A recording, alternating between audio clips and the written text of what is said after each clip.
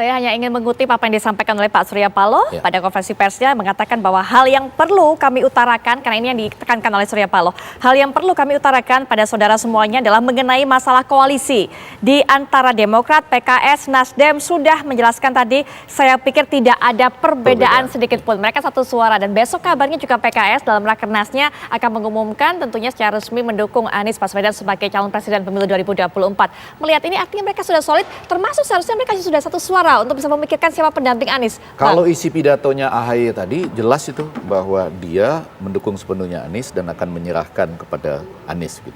Tapi kan tadi sempat dikilik-kilik sedikit apakah ada informasi dari dalam atau apa. Kita kan mendapat informasi tidak hanya dari yang di layar atau survei.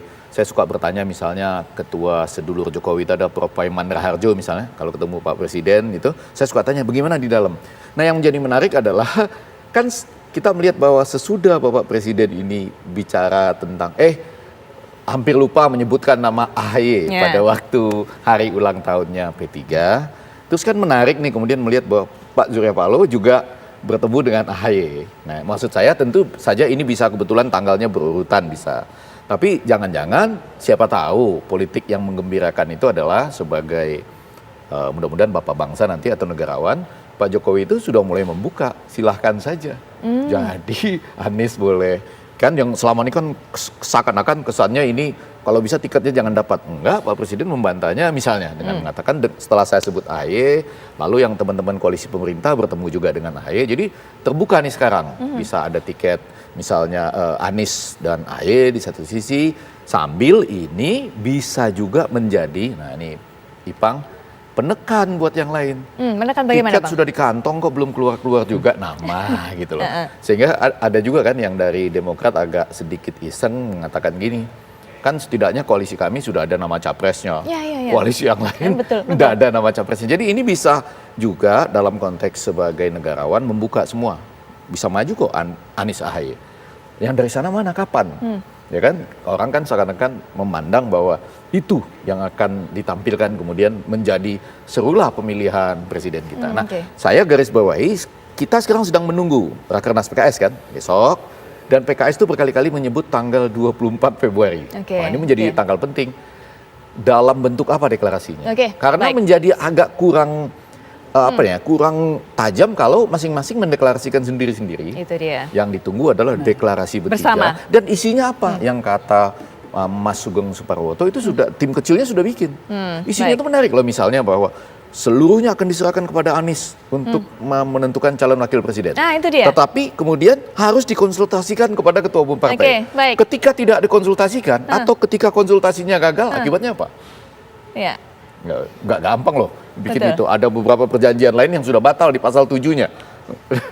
Bang Ipang, mungkin terakhir juga penutup singkat saja. Tadi sudah dikatakan oleh Bang Ege, termasuk juga mungkin nggak kemudian Anies ini membawa pilihannya, pendampingnya dari sosok non partai? Ya mungkin saja dari non partai juga, tetapi memang syarat untuk membawa maju sebagai cawapres itu kan bawa elektabilitas, bawa logistik, bawa irisan pemilih, kemudian basis segmen pemilihnya berbeda, kemudian ideologinya juga masih dipertimbangkan, nasionalis, religius dan seterusnya. Itu yang pertama. Yang kedua, deklarasi PKS itu pun besok menurut saya itu hanya deklarasi Anies tanpa cawapres juga. Tidak akan ada cawapres dan tidak ada mungkin juga surprise yang istimewa gitu. Apa yang dibilang oleh Prof. Fendi tadi bahwa kenapa enggak deklarasi itu ketiga ketua umum berdiri dengan gagah, kemudian ada relawan, ada kemudian kader berdiri bersama di panggung yang luar biasa, mereka mendeklarasikan capres dan cawapres. Menurut saya itu sebuah hal yang masih mimpi menurut saya. Masih jauh dong berarti kalau karena mimpi. memang masing-masing partai menunggu strategi nama kandidat capres cawapres itu keluar. PDIP mau wait and see juga. Itu yang terakhir Mbak Putri, pertemuan ini Pak Surya Paloh dengan Pak AHY itu menunjukkan sinyal bahwa yang disampaikan selama ini kok nggak ada Nasdem posisi gimana terhadap Demokrat. Itu mematahkan semua bahwa ternyata Nasdem sudah sangat solid, sudah tim kecil juga sudah sangat solid, dan keberpihakan Pak Surya Paloh hari ini datang berkunjung ke Nasdem itu menunjukkan bahwa Pak Surya Paloh juga memperhatikan Partai Demokrat. Satu kalimat saja, semakin ini berkembang, berbagai elektabilitas muncul. Misalnya Ganjar Ridwan Kamil sekarang tinggi sekali. Juga Anies Khofifah juga terjadi gitu. Jadi ini harus dipertimbangkan kan menjelang deklarasi. Baik, kita akan tunggu tunggu tentunya bagaimana kejutan-kejutan dimunculkan oleh koalisi-koalisi ini. Tapi terima kasih Bang Ipang sudah hadir memberikan pandangan. Mbak Eka juga terima kasih. Dan kita akan kembali lagi esok malam. Saya Putri Viola pamit, sampai jumpa.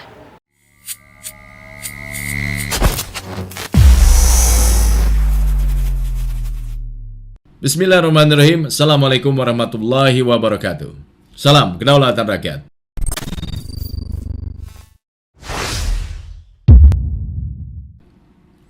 Halo sahabat, bersama saya Jules Syafi'i di Saiful Zaman Channel.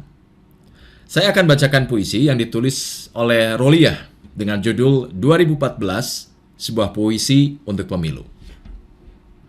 Ini tahun politik. Beras mahal, BBM naik, kerjaan susah, pengangguran membludak, upah naik semata kaki. Tak cukup untuk makan anak istri, dan korupsi tersebar di mana-mana. Ini tahun politik. Banjir datang menyapu impian, sinabung, kelut, dan yang lain-lainnya menggelegar, rumah dan sawah hilang. Pemerkosaan mencabik tubuh perempuan, mengoyak rasa aman kapan saja. Tak boleh sakit berat, karena tanggungan rumah sakit hanya kelas 3 dengan biaya 25.000 per bulan. Itu pun susah payah disanggupi. Sementara regulasi diperjualbelikan di mana-mana. Ini tahun politik. Menanti presiden yang dari partai itu-itu juga. Caleg-caleg sibuk kampanye atas nama kemanusiaan. Tahun pencitraan. Tahun berebut kursi empuk, wakil-wakil kepentingan penguasa. Rakyat dibiarkan bodoh dan miskin, sekarat di mana-mana. Ini tahun politik. Terjerembab oleh pilihan-pilihan buta. Adakah yang berkebalikan dari itu semua? Adakah yang mampu membangkitkan rasa lelah, penindasan atas jiwa raga yang murka? Adakah yang mampu satukan kembali puing-puing asa kemerdekaan? Merdeka selamanya atau tertindas selamanya? Ini tahun politik. Puisi ini menurut saya begitu kontekstual dengan kondisi saat ini, kondisi sekarang. Artinya, penulis puisi tadi seperti bisa melihat fenomena yang akan datang, walaupun memang kenyataannya selalu berkaitan dengan kondisi-kondisi sebelumnya.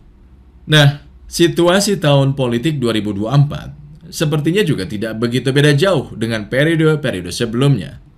Manuver para elit partai yang selain memperebutkan kekuasaan, para elit partai yang saling sikut untuk merebut simpati rakyat. Mereka tidak saja bertarung dengan kontestan lain dari partai yang berbeda, tetapi juga bergelut dengan kader sendiri di partai yang sama. Sahabat, di setiap tahun politik, kesibukan makin meningkat seiring besarnya ambisi para elit untuk mencapai kekuasaan. Kekuasaan begitu manis dan menjanjikan. Menang berarti berkuasa, sementara yang kalah harus puasa. Mendekati pesta demokrasi, rakyat dijadikan komoditi yang paling seksi untuk diambil hatinya. Kalau perlu, demi rakyat mereka siap untuk menjual tanah. Kenapa rakyat harus diambil hatinya? Ya karena merekalah pemilik suara, merekalah penggenggam kunci kemenangan di pemilihan umum agar elit-elit partai bisa berpesta pora mengatasnamakan pejuang aspirasi rakyat. Koalisi Indonesia Bersatu, Koalisi Kebangkitan Indonesia Raya, Koalisi Semut Merah, dan yang lainnya adalah merek dagang yang ingin ditawarkan para elit politik kepada rakyat. Diksi koalisi seperti tidak pernah pudar di saat pesta demokrasi mulai mendekat. Alasan dibangunnya koalisi pun serupa tapi tak sama. Iya, serupa dengan tujuannya yang normatif dan tidak sama dari merek koalisinya. Koalisi seakan menjadi mesin untuk mewujudkan janji-janji para elit kepada rakyat. Walaupun kita tahu janji-janji itu seringkali dilupakan ketika mereka telah duduk di kursi panas kekuasaan. Pernyataan Ketua Umum Partai Golkar Erlangga Hartarto ketika menghadiri penandatanganan nota kesepakatan antara Golkar, P3, dan PAN yang menyebut dibentuknya Koalisi Indonesia Bersatu atau KIB adalah untuk kepentingan rakyat. Ini begitu mengusik kesadaran kita. Betapa tidak, jargon kepentingan rakyat selalu dibajak oleh elit-elit partai untuk menarasikan tujuan partai dalam mencapai tujuan untuk meraih kekuasaan. Diksi rakyat hanyalah sekedar kosmetik untuk menarik minat pemilik suara di pemilu nanti. Pembentukan KIB sendiri dan koalisi yang lainnya dimaksudkan elit-elit seperti Partai Golkar, PAN, dan P3 adalah untuk menghindari polarisasi yang tajam di masyarakat jika kontestan Pilpres hanyalah 2 pasang calon presiden dan wakil presiden seperti di Pilpres sebelumnya. Kalau memang benar tujuannya untuk menghindari polarisasi, kenapa tidak dilakukan kemarin-kemarin? Kalau untuk menghindari polarisasi, kenapa tidak mengambil tindakan-tindakan tanpa menyantolkan maksud mereka di kontestasi pemilu? Kenapa pula para elit dan penguasa membiarkan para buzzer rupiah yang selalu mendebar fitnah dan berita bohong yang justru akan mempertajam polarisasi? Self-talk, bicara pada diri sendiri di depan kaca. Apa yang sudah diperbuat untuk negeri ini?